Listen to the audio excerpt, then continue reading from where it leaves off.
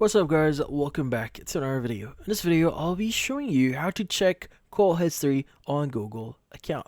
So if you're wondering how to exactly check your call history here, just in case you want to check a mobile number, well in this case, this one's going to be fairly easy. So first things first is you want to access the following platforms. Going to be voice.google.com.